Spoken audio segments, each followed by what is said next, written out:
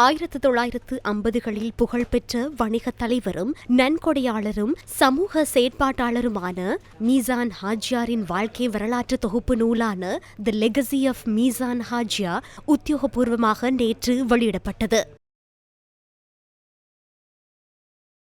இது ஒரு இலங்கையராக அவருக்கு செலுத்தும் மரியாதையாகும். இலங்கையை இனங்களுக்கிடையே நல்லிணக்கத்திற்கும் முன்னேற்றத்திற்குமான ஒரு முன்மாதிரியாக காண வேண்டும் என்ற அவரின் தீவிர விருப்பின் நற்பண்புகளை இலங்கையர்களாக நாம் மீண்டும் உயிர்ப்பிக்க வேண்டும். அரசியலுக்கு வழங்கப்பட்ட ஒரு பக்குவமான சேவையாக அவர் அதனை கருதினார்.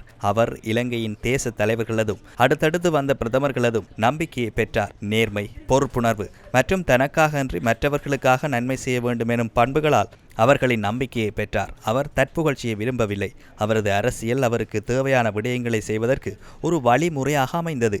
உயிர்களின் இரக்கம் மற்றும் நம்பிக்கையின் அடிப்படையில் அது கட்டியமைக்கப்பட்டது என்பது ஒரு உதாரணமாகும்.